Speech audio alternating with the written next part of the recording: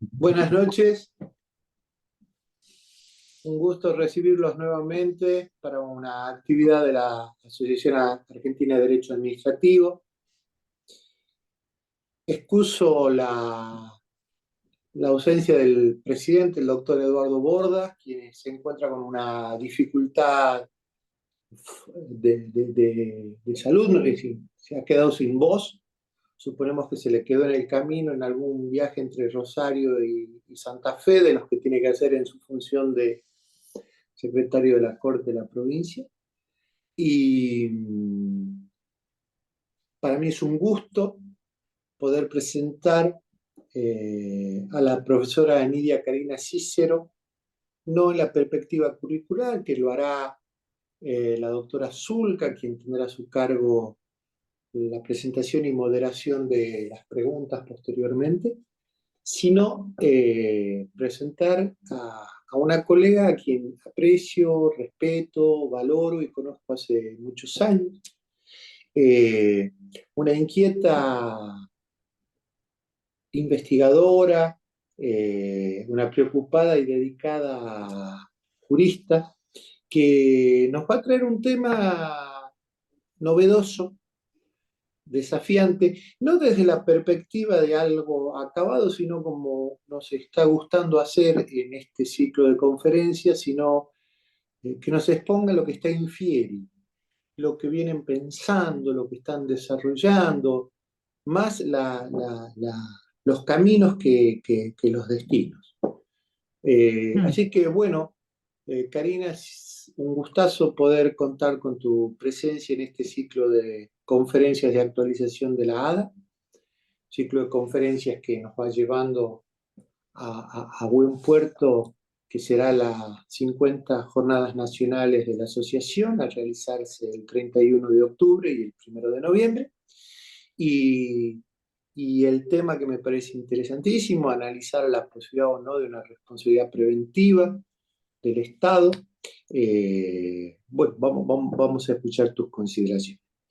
Dejo la palabra a la doctora Tatiana Zulca para que tome a su cargo la guía de esta reunión de esta noche. Agradezco también y como siempre a la Universidad Nacional del Litoral, que es nuestra coparticipante en esta organización, sin cuyo apoyo no sería posible avanzar en este ciclo, por toda su asistencia tecnológica y por su asistencia institucional.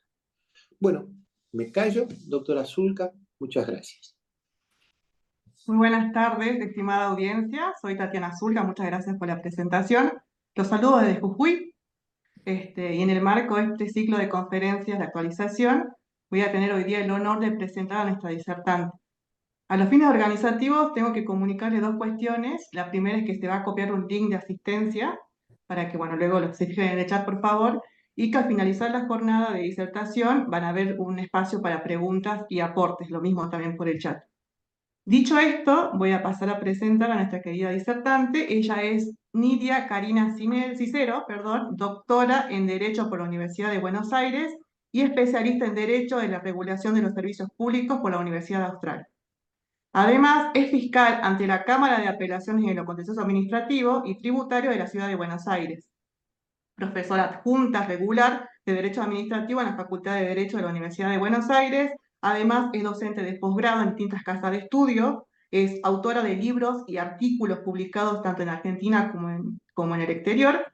Además, es directora del proyecto de investigación en el Centro de Formación Judicial relativo a la responsabilidad del Estado y los derechos humanos. Dicho esto, voy a ceder la palabra a la doctora Cícero. Bienvenidos nuevamente a todos a esta jornada. Bueno, gracias Tatiana y gracias José. La verdad que un gusto para mí, un placer realmente. Muchas gracias a la asociación, a la universidad. Como digo, siempre estas reuniones me permiten ver, por lo menos ahí en los cuadraditos chiquititos, a amigos muy queridos que hace un montón que no veo. Así que les mando un gran cariño. Ahí los veo a Alberto, a Alejandra Petrela, bueno, a Leonardo, a todos los amigos queridos que hace un montón que no veo. Así que, bueno, No es lo mismo que tomarse un café, pero por lo menos virtualmente estamos juntos.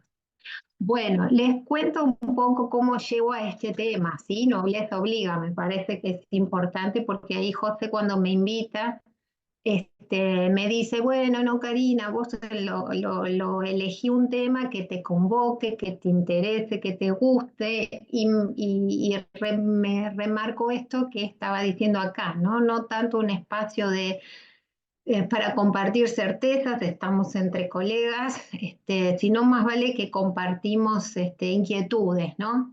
Sobre todo inquietudes después de tantos años del ejercicio profesional, del ejercicio en la justicia. Los años van pasando, ¿no, Alejandra? Van pasando los años y estuvimos tanto tiempo, ¿no? Compartiendo.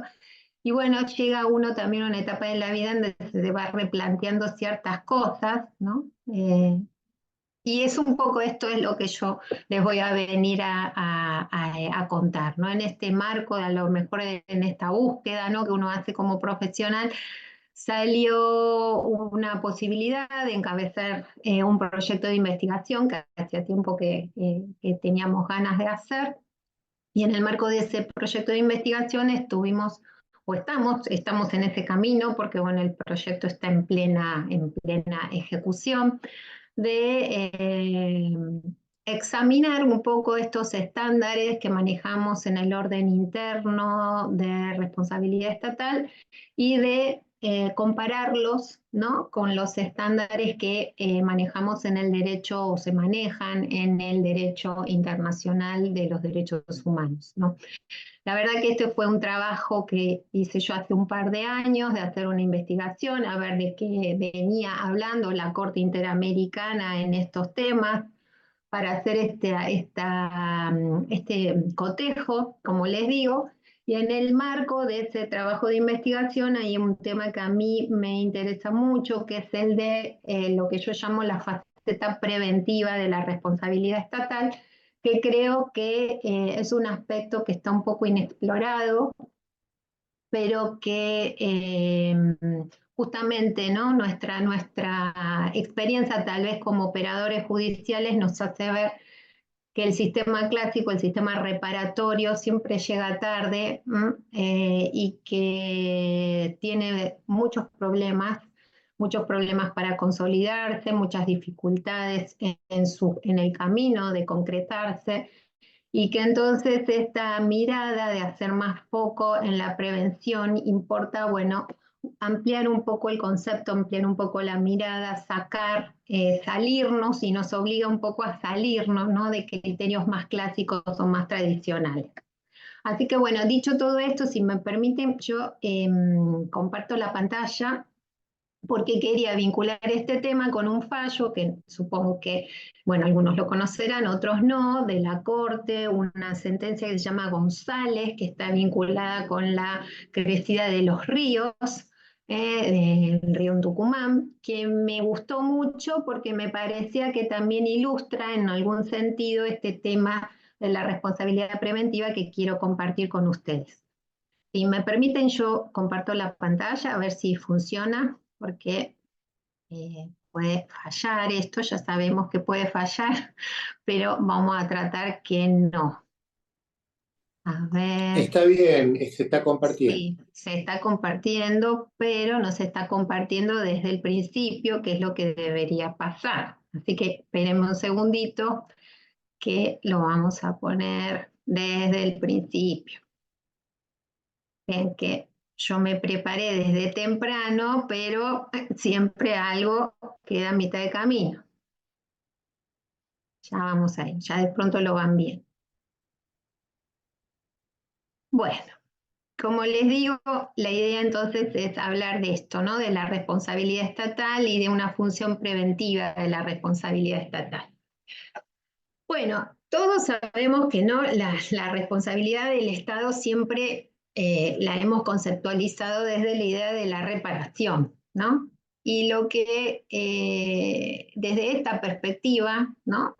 Bueno, siempre hacemos hincapié en que la responsabilidad es un instituto, ¿no? Que tiene una base convencional, una base constitucional, directa, y que nos obliga a reparar el daño patrimonial sufrido injustamente por acciones o omisiones legítimas o irregulares, ¿no? Cometidas por algún órgano o ente perteneciente a cualquiera de los tres poderes del Estado. No vamos a volver sobre esto porque lo sabemos, pero lo importante es retener este concepto de que siempre la responsabilidad estatal nosotros la enfocamos desde la perspectiva netamente reparatoria, resarcitoria, ¿no? Que requiere como un presupuesto justamente de la responsabilidad el daño consolidado, ¿no?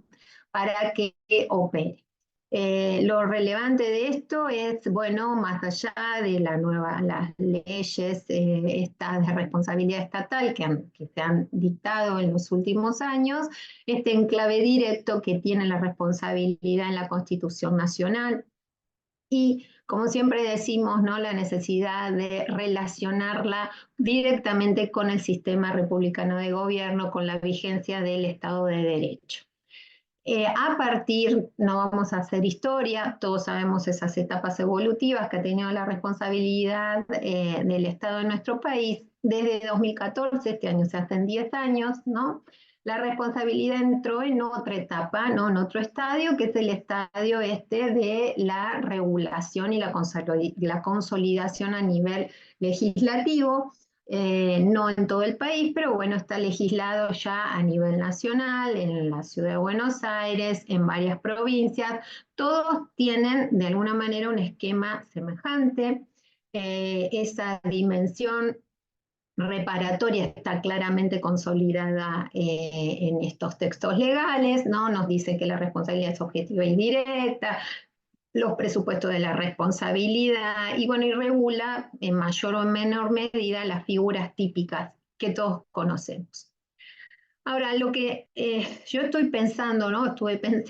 Vengo pensando, mejor dicho, en este último tiempo, a partir también, ¿no? de esta investigación, lectura, cuando uno se va sumergiendo un poco más en la lectura de las sentencias, ¿no? que nos vienen de Costa Rica, ¿no? De la Corte Interamericana, que la verdad es que desde un enfoque de derechos humanos, la responsabilidad estatal tiene otras facetas, presenta otras facetas, y estas facetas se presentan también porque la responsabilidad estatal no queda dirimida exclusivamente en el ámbito nacional, que es donde la hemos aprendido o nos acostumbramos a recurrir, sino que en paralelo, ¿no? Como esas dos caras de esta monedita que tenemos acá, también se dirime en el ámbito internacional. Y tanto en el ámbito nacional podemos visualizar, ¿no? Esto de que yo les voy a hablar de esta faceta preventiva o también prestacional en las sentencias de la Corte Nacional en forma, digamos, paralela a lo que pasa en el campo de la responsabilidad reparatoria. ¿A qué me refiero cuando hablo de esta responsabilidad prestacional o preventiva? Bueno, todas las sentencias que conocemos, como la sentencia Q en materia de subsidios habitacionales, en todo lo que tiene que ver en la provisión de vacunas, en la asociación bengalensis, toda la casuística que está vinculada con el deber de prevención, el principio precautorio en materia ambiental, las obligaciones que se le imponen a las distintas administraciones para satisfacer prestaciones de salud o en cuestiones de tratamientos médicos anticipados.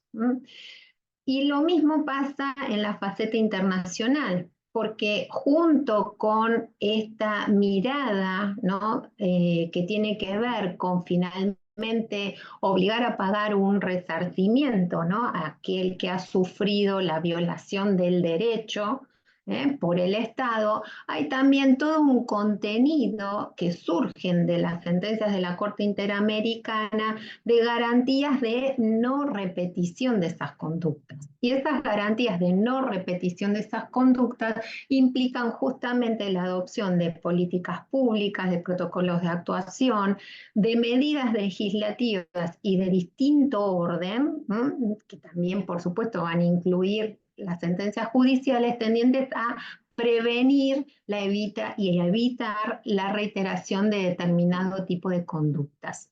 Eso está, uno lo puede leer, ¿no?, en sentencias de la Corte Interamericana vinculadas con violencia de género, ¿no?, la famosa caso Campo Algodonero es una muestra de eso, pero también en aquellas sentencias que tienen que ver con la responsabilidad del Estado por el deficiente funcionamiento de la justicia, por el incumplimiento de los plazos razonables, como estas causas Memoli, Fornerón, Poltone, Jenkins, los casos de violencia institucional, casos inclusive en donde en el ámbito interno diríamos nosotros que se tratan de omisiones del Estado frente a actos lesivos que cometen particulares, ¿no? Son los casos de Jiménez López o Jiménez Luis, Vera Rojas.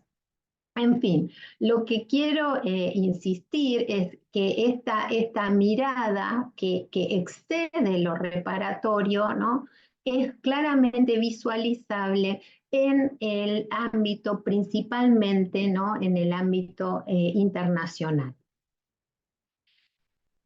Entonces, el enfoque que quiero compartir con ustedes es que el entramado convencional en la que estamos insertos como una etapa, ¿no es cierto?, una etapa de evolución del derecho administrativo, nos lleva a ver que realmente la responsabilidad del Estado, que en general siempre se lo ha visto como una cuestión doméstica, ¿no?, doméstica, nacional, local, digamos, inclusive, bueno, nosotros hemos bregado mucho, ¿no?, por darle y que se conceptualice la responsabilidad del Estado también como una cuestión local, bueno, hace que realmente esta mirada desde lo internacional nos termine mostrando que los enfoques tradicionales, ya sea el civilista o el del derecho administrativo clásico, van siendo superados.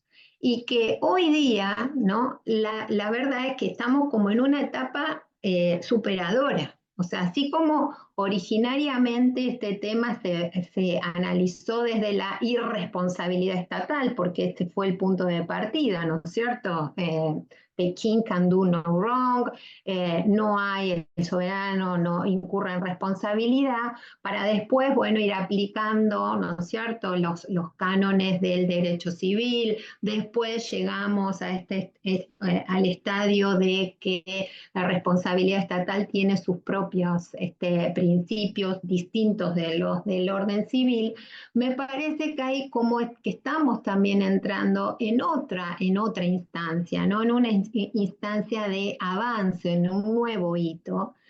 Y en este nuevo sistema, lo internacional empieza a tener mucha relevancia. ¿Por qué? Porque los individuos, ¿no?, pueden ir directamente, concurren y obligan a los estados en instancias internacionales. Entonces, ¿qué es lo que me parece que es importante? Ver que si Argentina va a terminar o eventualmente siendo condenado en el ámbito internacional, bueno, es muy importante que conozcamos esos estándares y sepamos cómo se manejan, ¿no?, bajo qué criterios, qué nivel de compatibilización hay con los que manejamos en el ámbito nacional, no solamente para honrar los compromisos que se asumen en el ámbito internacional, sino porque evidentemente la idea es evitar nuevas condenas, ¿no es cierto?, y cumplir con esta obligación de respetar y garantizar derechos humanos que el Estado se ha comprometido.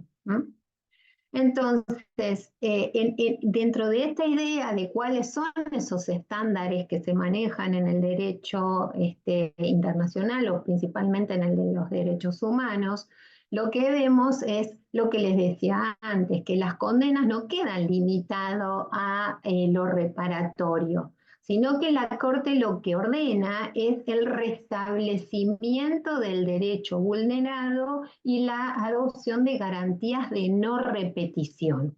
Entonces, estos elementos son los que me hacen a mí plantearme, ¿no?, si la conceptualización que hacemos en el ámbito doméstico de la responsabilidad estatal no merece una mirada más ampliada, ¿no?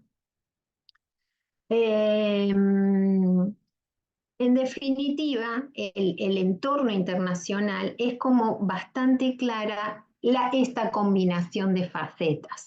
Uno lee en estas sentencias de la Corte, ¿no?, estas frases así tan claras, tan gráficas, en donde dice, bueno, no basta que los estados no violen los derechos, ese es el deber de respeto, ¿no? Eso es elemental, es básico, pero con eso no alcanza, sino que además tienen que adoptar medidas positivas de prevención o de prestación, en particular con lo que llamamos, ¿no?, los grupos vulnerables, con respecto a niños, mujeres, adultos mayores, discapacitados, y personas vulnerables en general.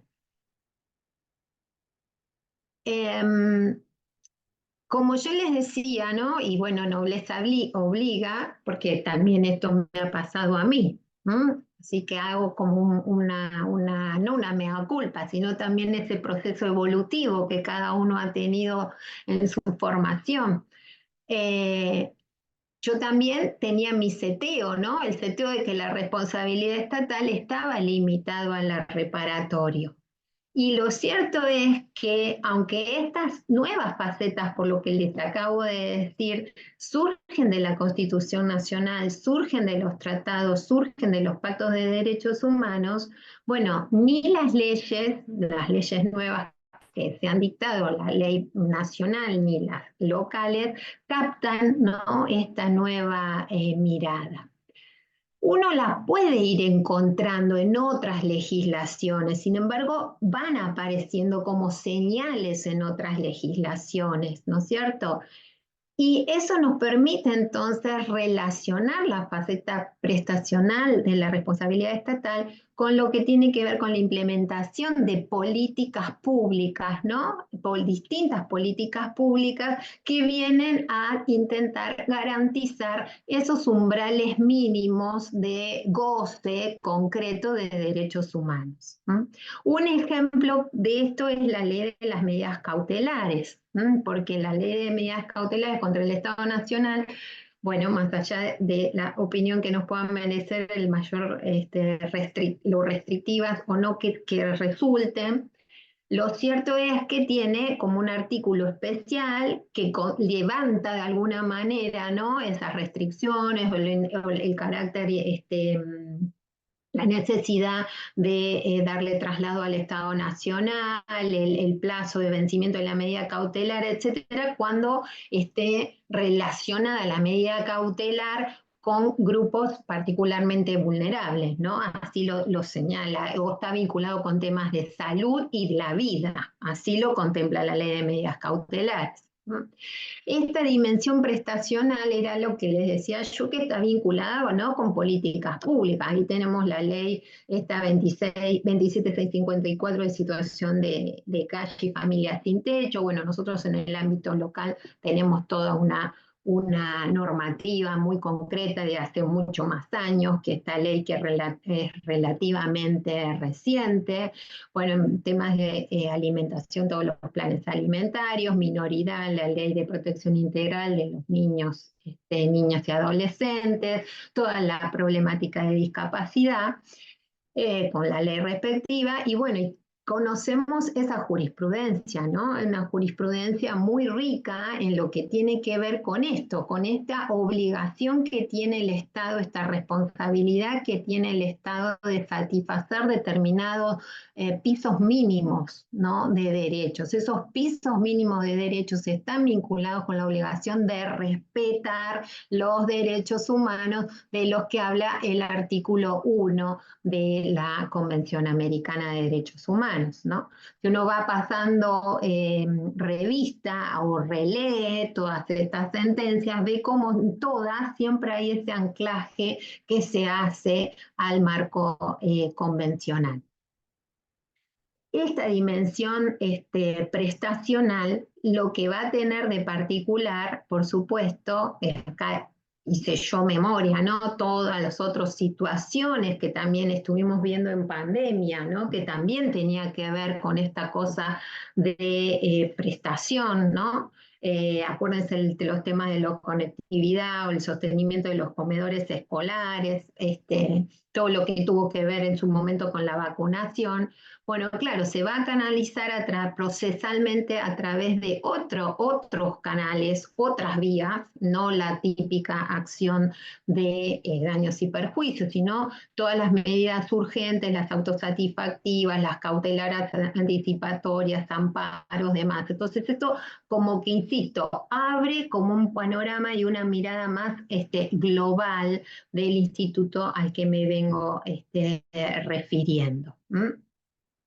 Y con la faceta preventiva puntualmente, porque a lo anterior yo lo denomino como la faceta netamente más prestacional, esta faceta preventiva, ¿no es cierto?, sí ha quedado evidenciada en el ámbito del derecho privado, ¿no? Con la sanción del Código Civil y Comercial, en donde directamente en el capítulo donde se diseña, ¿no?, todo el régimen de daños, bueno, directamente evidencia y regula que el deber constitucional de no dañar incluye tanto el deber de reparar el daño como el de prevenirlo y no agravarlo, ¿no? Y esta idea de prevenir el daño y de no agravarlo, uno en el ámbito internacional observa cómo los estados son condenados por hechos de los particulares, los casos que nosotros hablamos los llamamos de omisión por falta de control, ¿no? Que serían esos daños que cometen los particulares. Bueno, ahí se utiliza otro estándar, o sea, cuando nosotros leemos la jurisprudencia internacional, no hay esta idea de falta de servicio, no estamos usando estas fórmulas de falta de servicio, sino que se emplean otros estándares que tienen que ver con la debida diligencia para prevenir los daños y para evitar su repetición. Si este deber no solamente recae con relación a daños que provocan los terceros, sino con respecto a aquellos que recaen directamente sobre los estados, ¿no? Como es lo que tiene que ver, como decíamos antes, con el derecho a la vida, con el derecho a la salud, con la protección también del medio ambiente. Entonces, hay un deber de debida diligencia para prevenir y evitar el daño. Por supuesto que este deber de prevención, ¿no? ¿Dónde está la diferencia? Es una obviedad, pero es una obviedad que apunta a una evitación, a que opere antes y al lograrlo de esa manera o visualizarlo de esa manera, justamente lo que va a evitar es en gran medida el litigio, si no se puede evitar completamente, al menos lo va a simplificar. Y bueno, y la evitación, por supuesto que en definitiva lo que evita es toda la problemática de la ejecución de las sentencias judiciales. Ahora, con esto no quiero decir que es un estándar genérico y que obliga al Estado o que la jurisprudencia internacional lleva a una ampliación descomunal o colosal del deber estatal de reparar el daño o de prevenir el daño, porque no es, obviamente que no es una garantía de indemnidad y va a tener relación con el grado posible de previsibilidad del daño, con el conocimiento del riesgo, de la existencia de un riesgo a una situación especial. Por ejemplo, todo esto se aplica en temas de género, ¿cierto? Si el Estado estaba en conocimiento o no de la situación de riesgo que atravesaba una mujer. Y a partir de eso también hay otro estándar que aplica, ¿no es cierto?, o que pide o que reclama la adopción de medidas razonables para que se evite el daño, para que se produzca su agravamiento. Insisto, es una pauta de razonabilidad, ¿no? Bueno, en este punto ahí tenemos nuevamente indicaciones en el Sistema Nacional de esta conceptualización del deber de prevención o del principio precautorio en materia de ambiente. Recordemos también que está el principio de responsabilidad y las acciones de amparo ambiental, estas acciones digamos, ágiles, ¿no? Más rápidas. Lo mismo pasa en el tema de la protección integral para erradicar la violencia contra las mujeres. La ley también antidiscriminatoria contempla un mecanismo también de prevención de la discriminación. Bueno, esto lo puse acá como un ejemplo, ¿no? El año pasado cuando vino a tocar Roger Waters, ¿no? Hubo todas unas medidas previas en donde lo que se pretendía era evitar el recital porque se decía que tenía una parte del show y toda su escenografía era, bueno, con mensajes antisemitas y discriminatorios. Entonces se hicieron acciones tendientes a evitar, ¿no?, las conductas que implicaran discriminación. Entonces, fíjense cómo el enfoque es, bueno, prevengo y evito el daño, o, bueno, es el enfoque tradicional, bueno, daño y después pago y resarzo, ¿no?, como consecuencia del daño ya concretizado, ¿no? Entonces, esto sé, y me voy a esperar el intercambio, que seguro va a ser mucho más interesante que esto que yo les estoy diciendo, las miradas de ustedes, en donde es posible que uno diga, bueno, Karina, no es nada nuevo lo que vos me estás diciendo, porque en definitiva, ¿qué cambia? Esto también yo lo podría trabajar como una responsabilidad por omisión o bajo los estándares de la responsabilidad por omisión.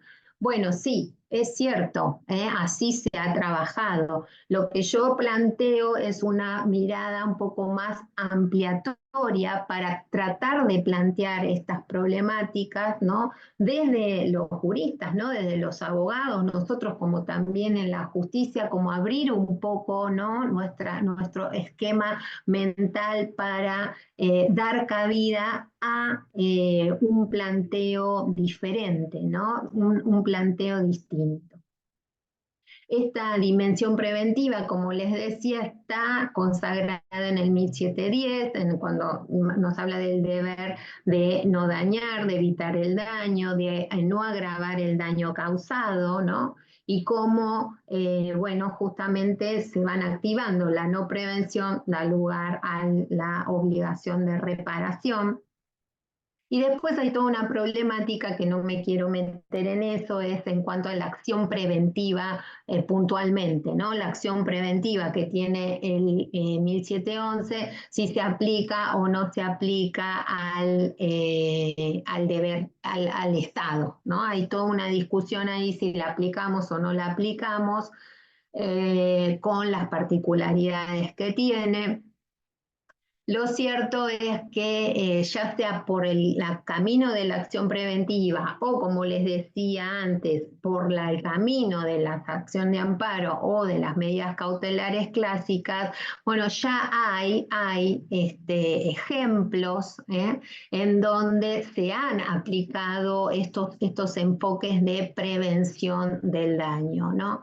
Y estos efectos de prevención del daño, bueno, tienen que ver con, por ejemplo, acciones intentadas para concretizar, ¿no? Y evitar daños a inmuebles que tienen protección patrimonial u obras que están en la vía pública que amenazan derrumbe u obras que están en infracción.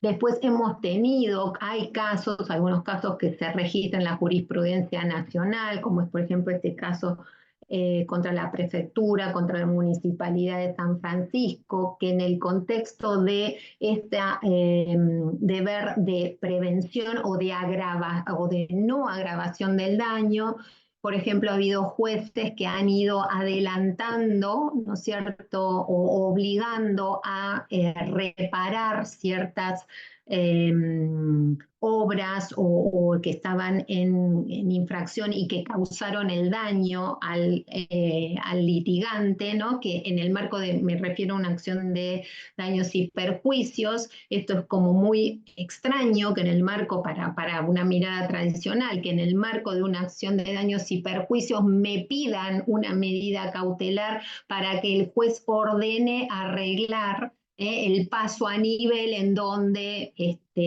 la parte actora se cayó y se lastimó. Fíjense cómo esto es una cosa, una locura, ¿no? Como en el marco de una acción de daños y perjuicios va a venir alguien a pedirme una medida cautelar de esa manera, de este tipo.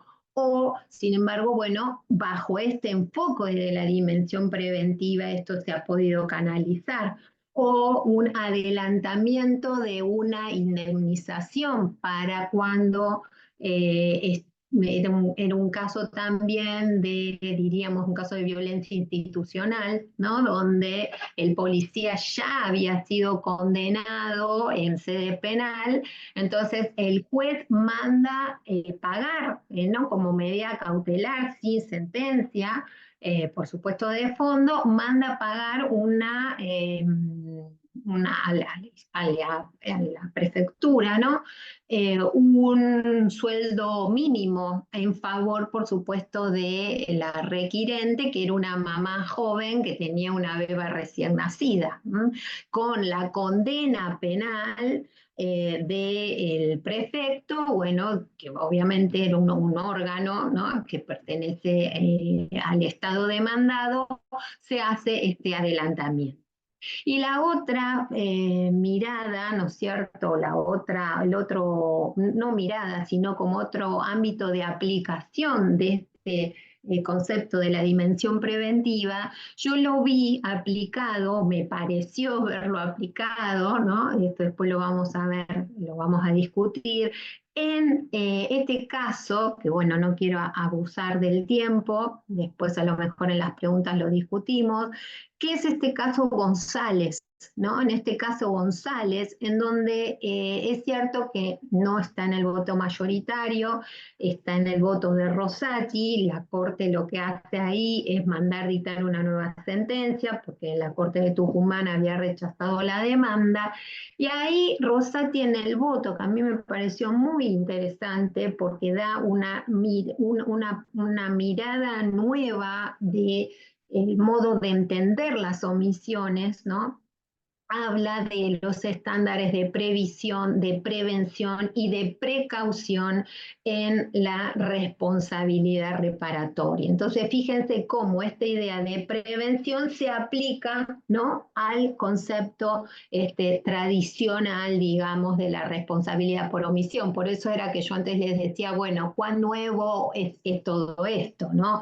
Es cierto que yo lo puedo ver desde lo tradicional también, lo puedo ver desde la tradicional, pero lo que yo quiero hacer hincapié, ¿no?, es o visualizar, o me pregunto, ¿no? Me pregunto, y por eso en un auditorio acá tan valioso y calificado como el que tengo el honor de compartir con ustedes, bueno, lo tiro acá al debate, ¿no es cierto?, colectivo. Es necesario, conviene visualizar de una manera más amplia la responsabilidad del Estado, o podemos seguir como venimos hasta ahora, ¿no?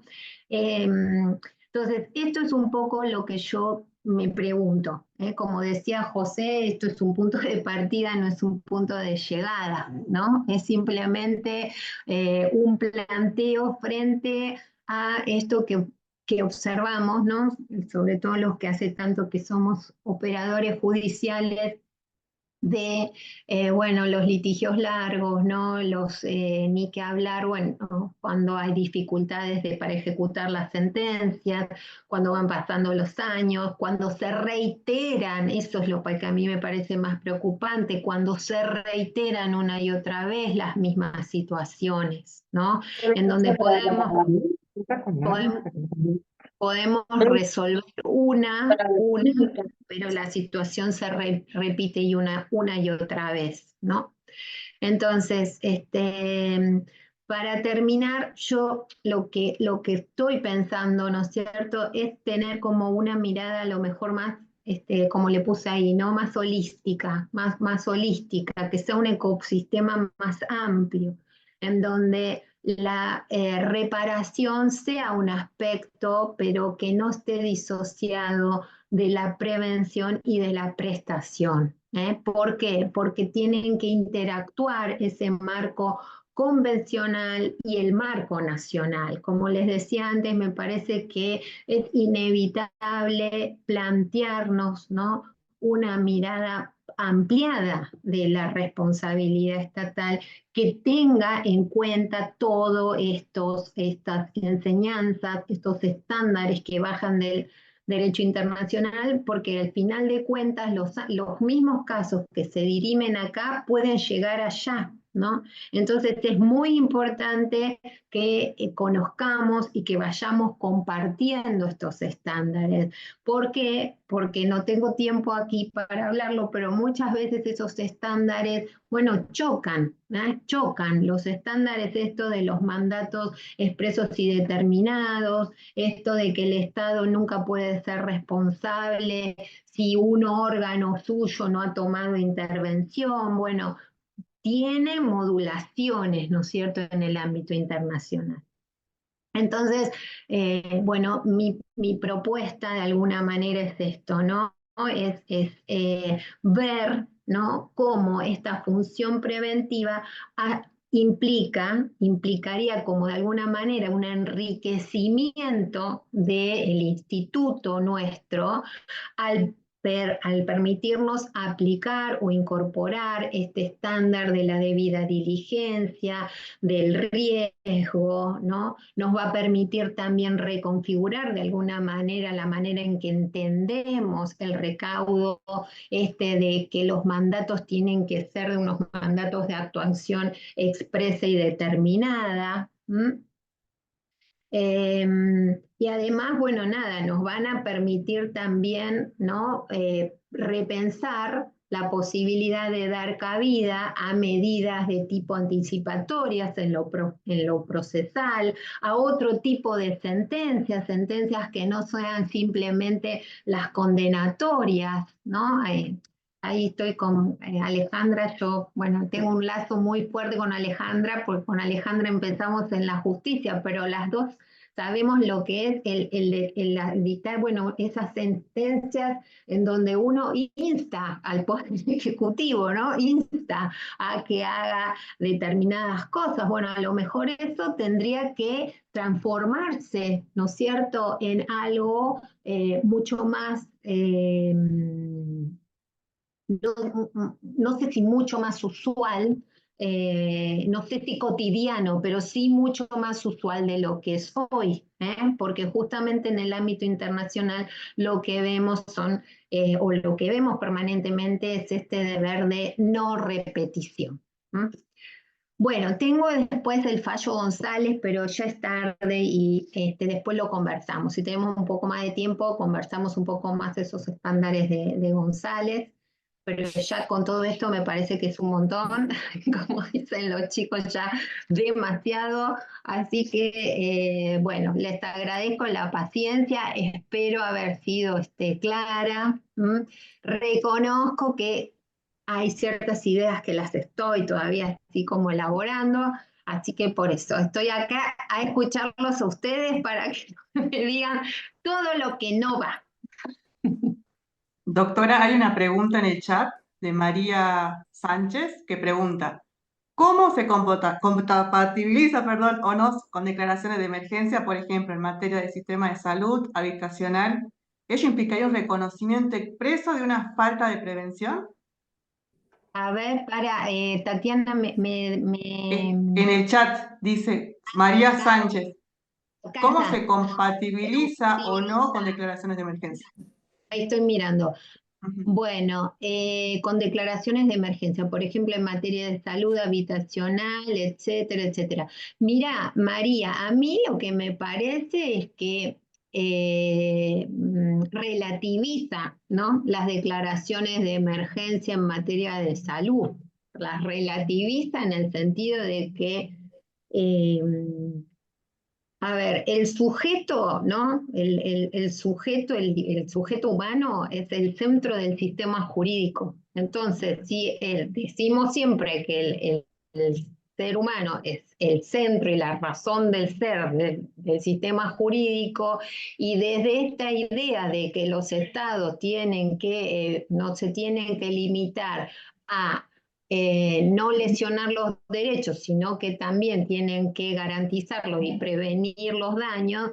Bueno, a mí me da la sensación de que cuando ese estándar o ese piso mínimo de goce de derechos, bueno, no debería haber emergencia que valga, porque si una persona necesita un tratamiento médico, por más emergencia en la que estemos, si ese piso es necesario, ese tratamiento es necesario para mantener su salud, no le veo mucha posibilidad, ¿no?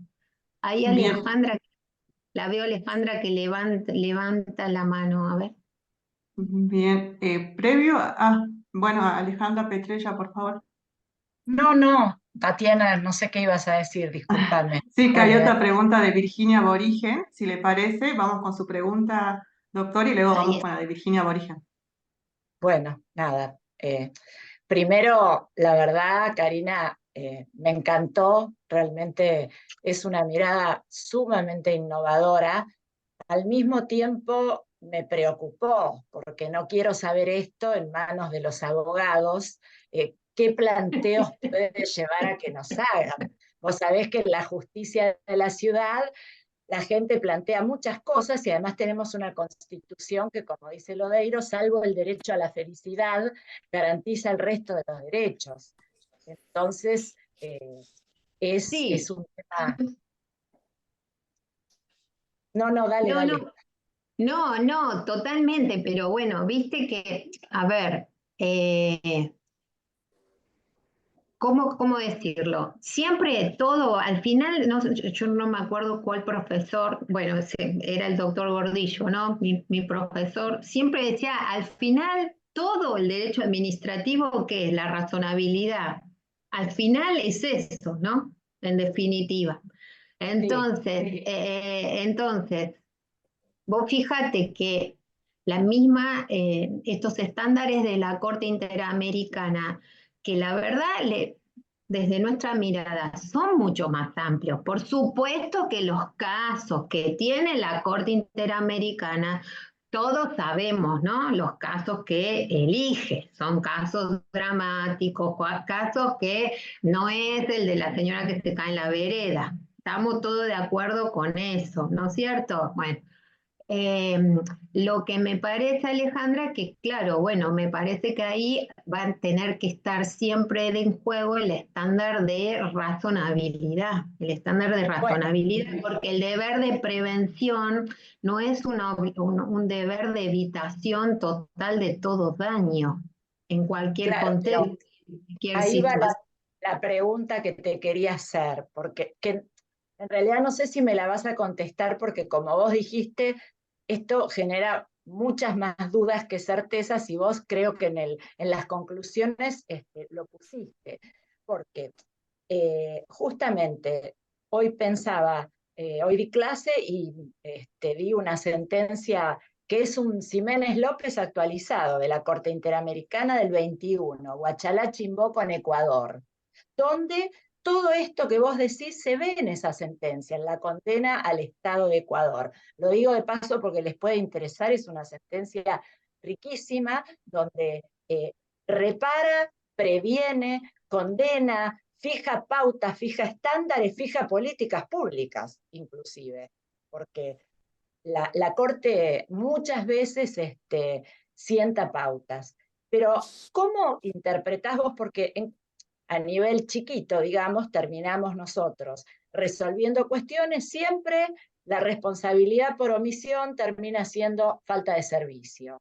Entonces, estos estándares de los que hablas, ¿cómo los interpretás o cómo se podría darle esta nueva mirada y bajo qué estándares? Esto es, la falta de servicio ex 1112, esta mirada que tenés vos y la responsabilidad por omisión, que es un tema del que vos hablaste muchísimo y venís enseñando un montón.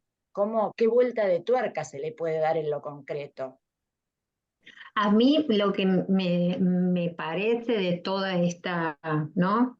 Melange, de alguna manera, que se van armando con los criterios es, por de pronto, que el estándar de o sea, por de pronto aceptar que la falta de servicio no es el único factor de atribución y que no todo queda limitado a la falta de servicio. A mí me parece que eso ya es un montón, es muchísimo. O Por sea, eso, ya es un concepto superador.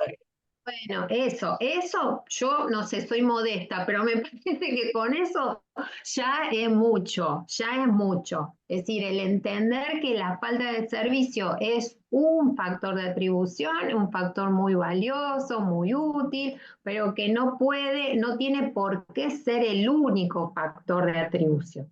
La otra cosa que me parece práctica es que uno cuando aplica los estándares de omisión no tenga una mirada tan estricta con la idea esta del mandato, ¿cómo se llama? El directo, el mandato expreso y determinado, que si no existe el mandato expreso y determinado, nunca puede haber responsabilidad estatal. ¿Por qué? Porque a ver, soy un poco, ¿cómo se dice? Incendiaria con esto que voy a decir, pero, por ejemplo, los casos que vemos nosotros de Rosario, ¿no? Todo este desastre que está pasando en Rosario, bueno, tenemos a los colegas santafesinos que son nuestros huéspedes en esta jornada.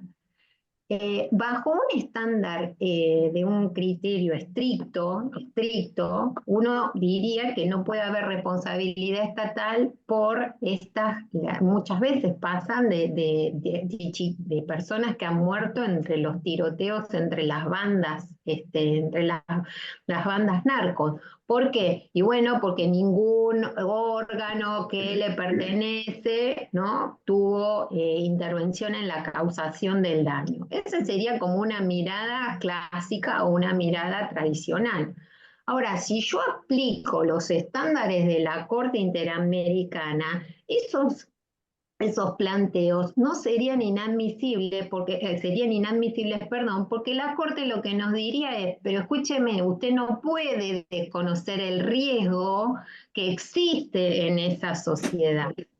No le puede escapar el conocimiento del riesgo en el que están estos barrios. Entonces, a ver, de ahí yo no estoy diciendo que se sigue necesariamente la condena al Estado, porque lo que habría que ver es otra vez, lo que dice la Corte es que el deber de prevenir es una obligación de medios, ¿no? Como siempre decimos, no es de resultado, porque no es que indemnidad absoluta, ¿no? Eso no puede existir en ningún lado, ¿no? Pero sí por lo menos me baja, ¿no? Me descorre el velo y me dice, no, mire, que haya intervenido o no haya intervenido directamente un agente suyo en la causación del daño, eso no me va a interesar a mí, porque lo que yo voy a ver es de qué manera usted adoptó medidas para prevenir y evitar la causación del daño. Y después, nada, Alejandro, en lo que vos decís, sí, a mí también me da, a veces me da, digo, pero es como que, o sea, yo asumo que me parece medio revolucionario, ¿no? Uno está como seteado, ¿no? Como que sí, o sea, somos en definitivo fruto de nuestra propia formación. Entonces, me parece a mí cuando alguna vez hice una sentencia así exhortativa, como uno la pensaba y la pensaba y la pensaba, ¿por qué no? Y porque el Poder Ejecutivo y no puedo... Y al final de cuentas lo que veo es que la jurisprudencia de afuera nos va llevando un poco a esos modelos, ¿no es cierto? Bien. Bien, vamos con las dos últimas preguntas. Sí, una Y del yo chat y luego la sugeriría, de Alberto Sánchez. doctora Zulca, ¿Cómo? perdón, Sí, permítame, ¿Cómo, sugeriría que perdón? sí, interpole doctor Sánchez. una pregunta del chat y una pregunta Sí, de del auditorio, las es manos decir, alzadas. El doctor Sánchez bien. había levantado la mano, luego tiene una pregunta en el chat y así para que podamos ir alternando. Gracias. Bien con el doctor Sánchez, por favor. Bueno, Karina, un gusto escucharte, verte. Felicitaciones, realmente un planteo muy, muy interesante, realmente.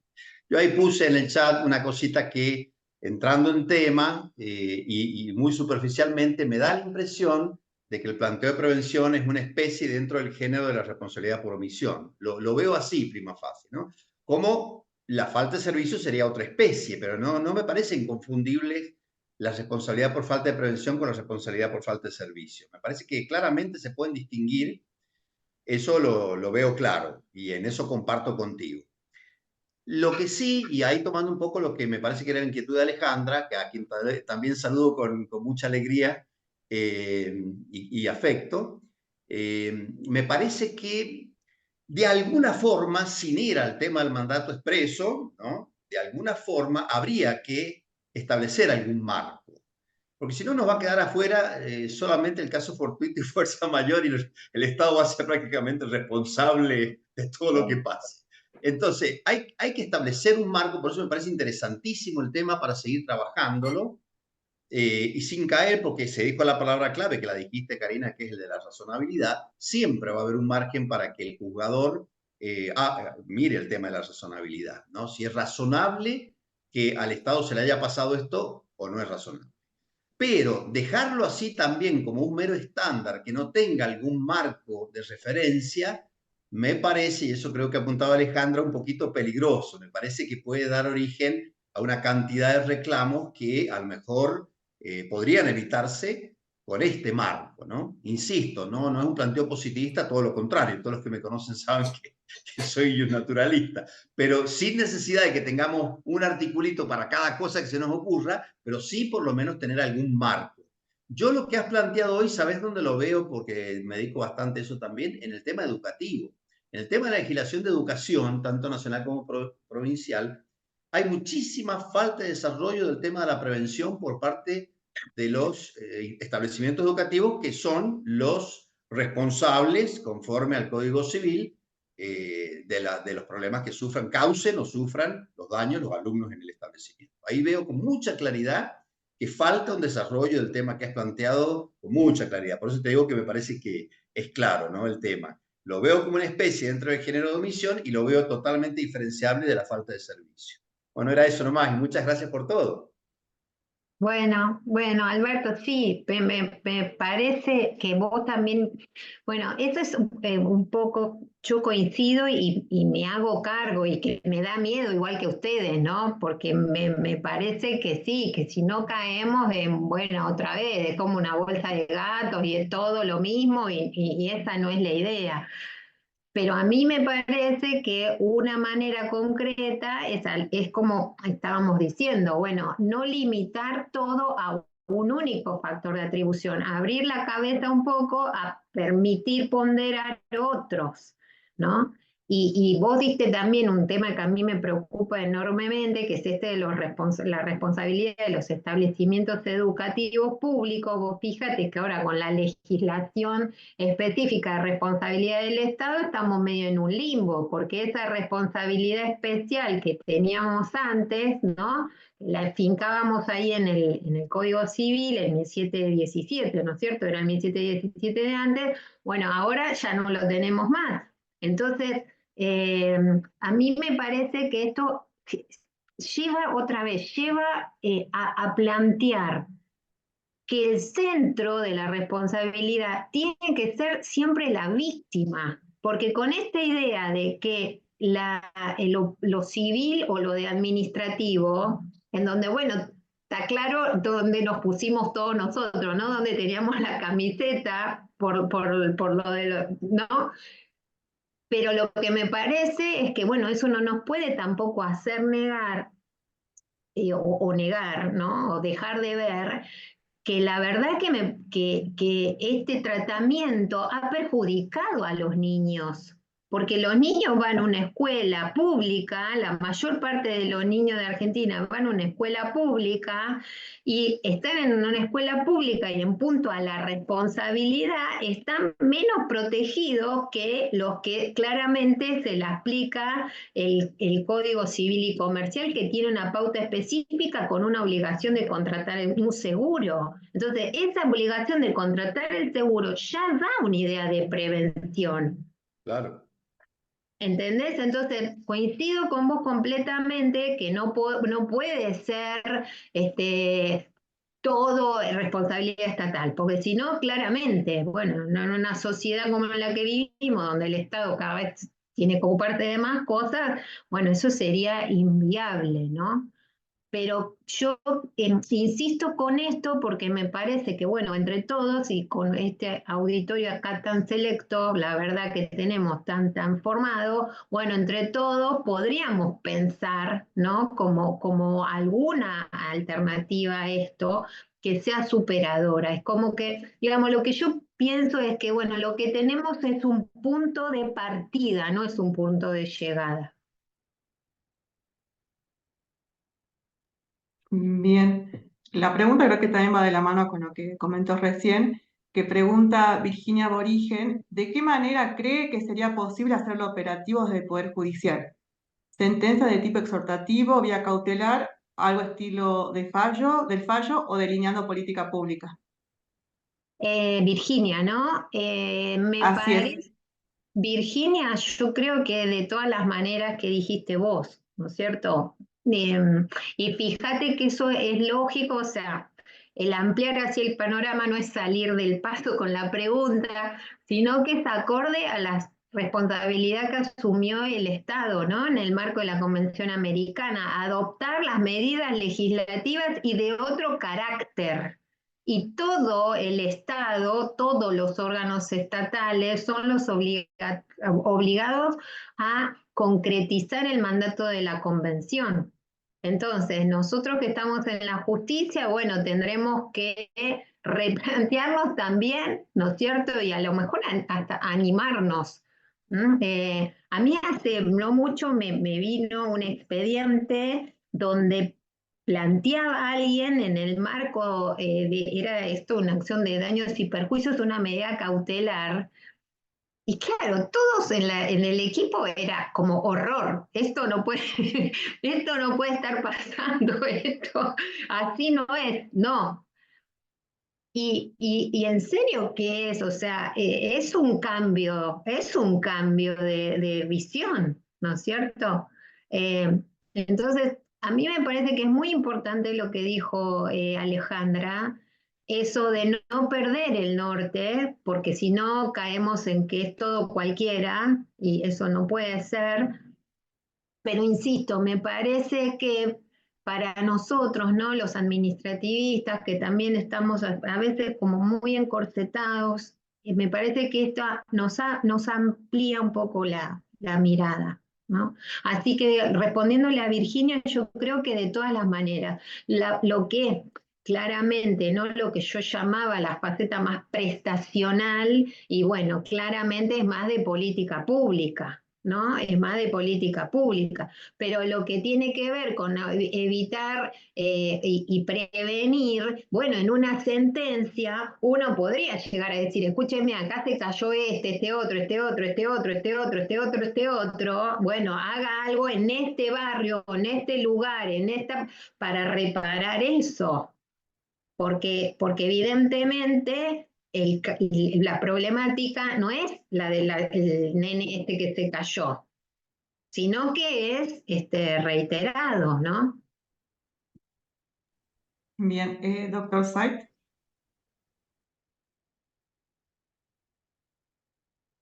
Y bueno, en primer lugar, felicitarte, Karina, y agradecerte por el tema que has traído a la mesa para pensar, y evidentemente lo estás pensando y con buenas ideas. A mí me despertaron dos inquietudes. La primera tiene que ver cuando hablaste del planteo de prevenir o esperar el daño y repararlo y pagar. Y diste el ejemplo de Roger Waters y me despertó aquí una inquietud que es el conflicto con otros derechos, como por ejemplo la libertad de expresión, cuando la prevención puede colisionar con el ejercicio de la censura previa, ¿no? Entonces, es un tema ahí como para pensarlo, ¿no? Hasta dónde la prevención en tutela de unos derechos puede implicar la violación de otros derechos, también tutelados por el pacto, también con garantía constitucional. Una cuestión como para mirar allí que quizás lleve al problema de la ponderación de derechos o una mirada en ese sentido.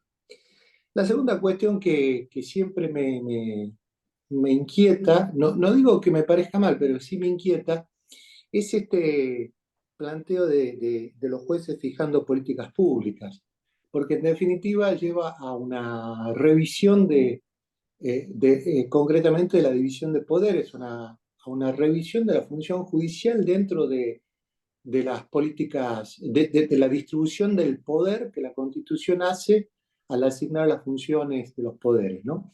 Porque más allá de la objeción contramayoritaria, que no sería el caso, sí entiendo que la fijación de políticas públicas no podría, a mi modo de ver, no debería hacerse en casos singulares, sino cuanto más en casos o en acciones de clase o en acciones colectivas que permitan la participación más extensa de la ciudadanía, porque en un caso singular la única voz que se va a escuchar va a ser la del afectado, la del Estado y la del juez. Y no creo que sean suficientes para fijar políticas públicas. Nada más, gracias. Bueno, entonces yo como esto lo tomo no como una pregunta y una respuesta, sino como un intercambio, ¿no? Así de ideas. Y Sí, coincido como una con reflexión vos sobre lo que vos dijiste. Gracias. totalmente.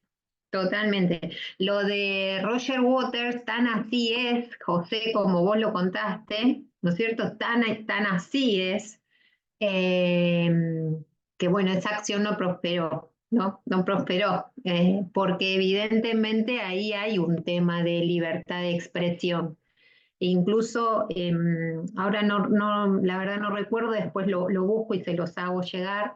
Un trabajo que es muy interesante en donde vincula esta cuestión del deber de prevención con estas problemáticas, no solamente eh, de estas posibilidades de censura, como dijiste vos, o afectación al derecho a la libertad de expresión, sino a otros derechos, ¿no? En donde el Estado, porque previene tal cosa, impide desarrollar esta otra. Entonces, el criterio ahí ponderativo no es menor.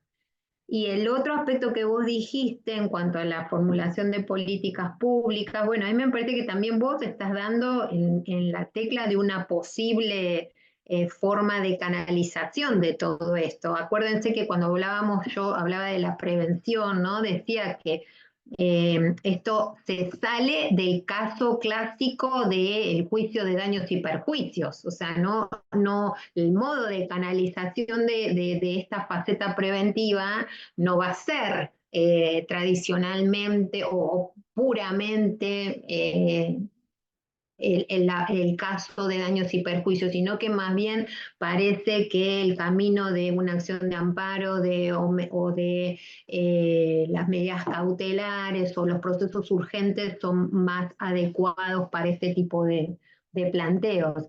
Lo que vos estás diciendo, Sí, José, me parece súper interesante decir, bueno, ojo, por lo menos que sean acciones colectivas donde se puedan escuchar a muchas personas, ¿no? sí, pero como entre las dimensiones nuevas que planteas y que se plantean a partir de la jurisprudencia de la Corte Interamericana es la de evitar la reiteración.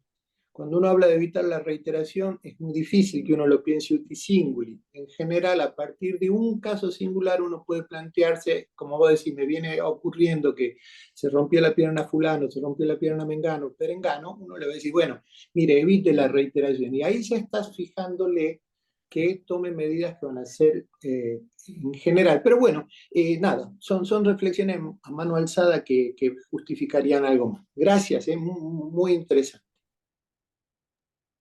Bien, el doctor Y Massimino. Ah, perdón, si quería aportar algo, doctor. no. Bien.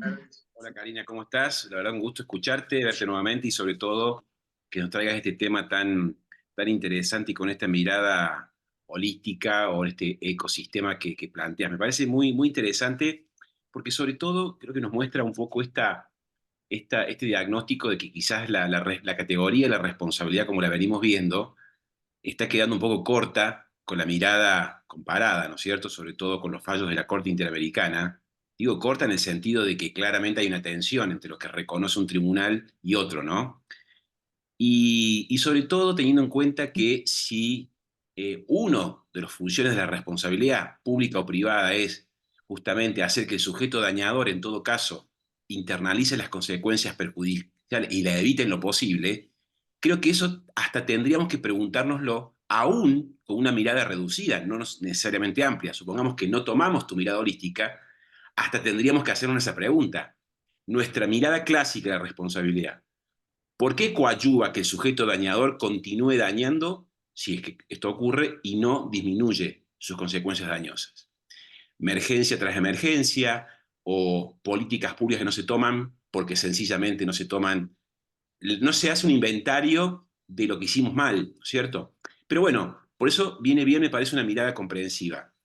Creo dos cosas, aportando un poco a tu estudio, es el tema y sobre todo construir este estándar del mandato de actuación, que me parece que es el punto importante a construir, que tenemos una época de una buena administración. El estándar de la buena administración que se espera de obrar estatal es un principio que quizás frente al mandato expreso y determinado, como decía Mari, ¿no? Para la responsabilidad por omisión, es una buena cláusula general que podría considerarse para analizar la actuación razonable, esperable del sujeto en el caso concreto, digamos, ¿no? Una buena administración.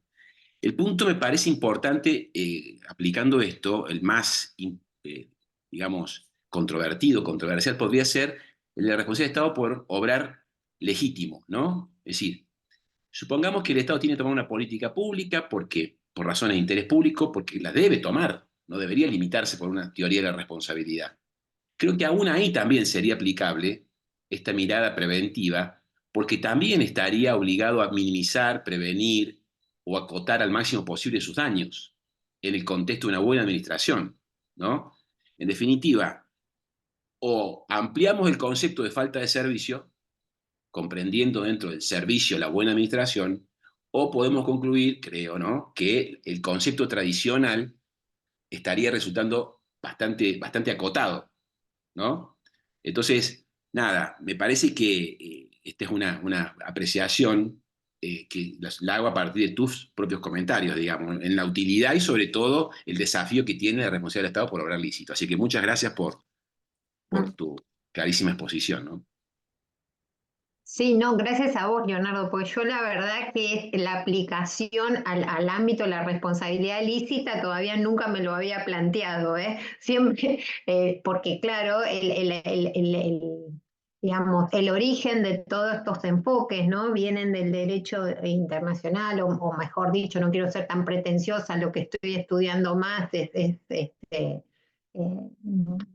el derecho regional, ¿no? El derecho que viene de la Corte, la jurisprudencia de la Corte Interamericana, y ahí siempre, claro, siempre viene del planteo de la violación de los deberes frente a los derechos individuales. Entonces, no me lo había planteado desde la idea de la responsabilidad lícita, pero lo que me pareció a mí súper interesante es esto que decís, ¿no?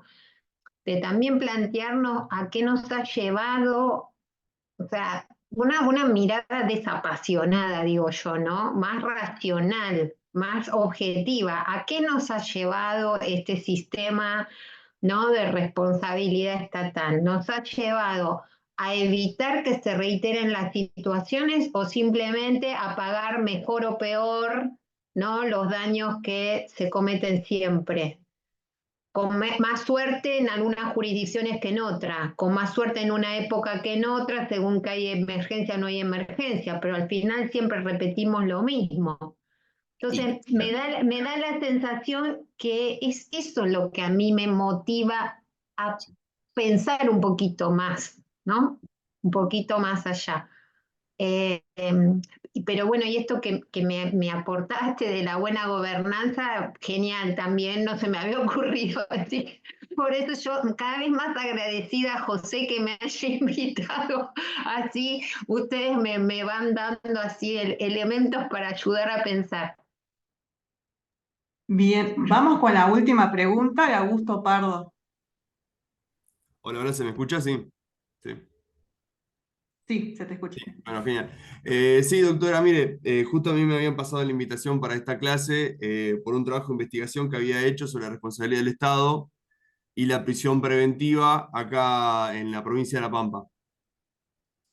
Y acá justo lo que decía Leonardo era para mecharlo en el sentido de que en la prisión preventiva, una de las cosas que concluyo, es que es el propio Estado, el propio sistema judicial, son los propios jueces de control en la hora de la imposición, que hacen esta acción preventiva. Decimos, che, ¿amerita este caso la aplicación de prisión preventiva, sabiendo que a la postre o al final del proceso termine con una absolución sobre cimiento y demás?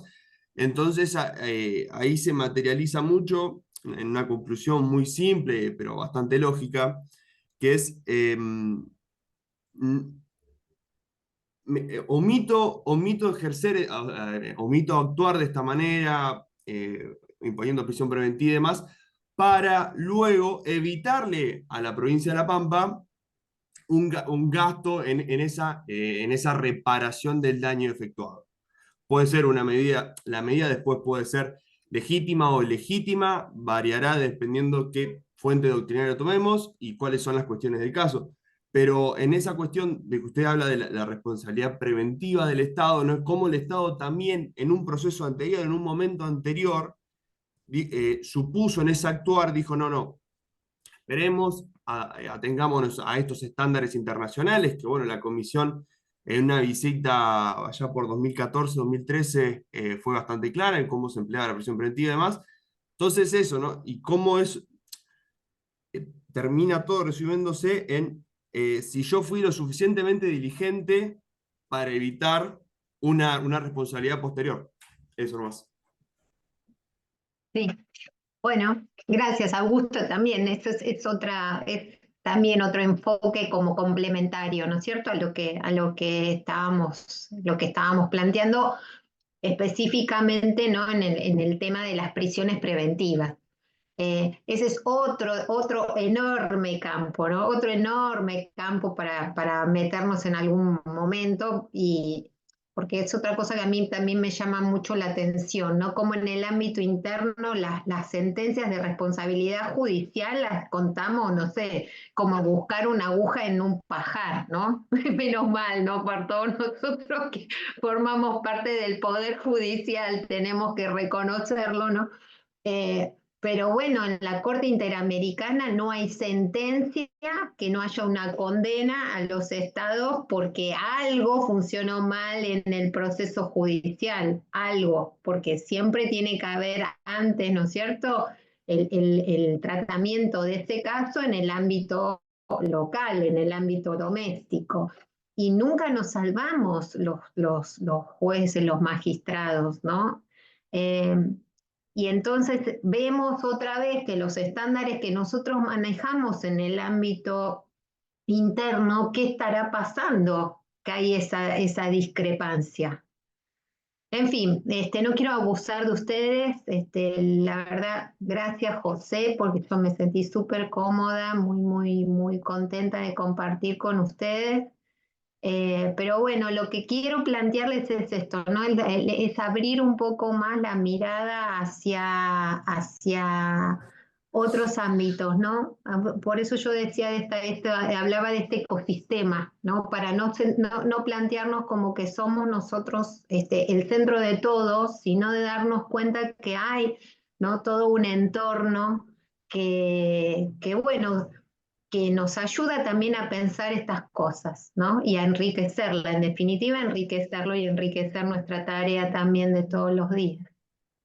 Bien, muchísimas gracias, doctora Cicero. Ha sido un auditorio también muy, muy elevado, muy grato, así que muchísimas gracias. Un aplauso virtual para la doctora. Damos por finalizado con esto nuestra Permítame, jornada. doctora Doctor Azul.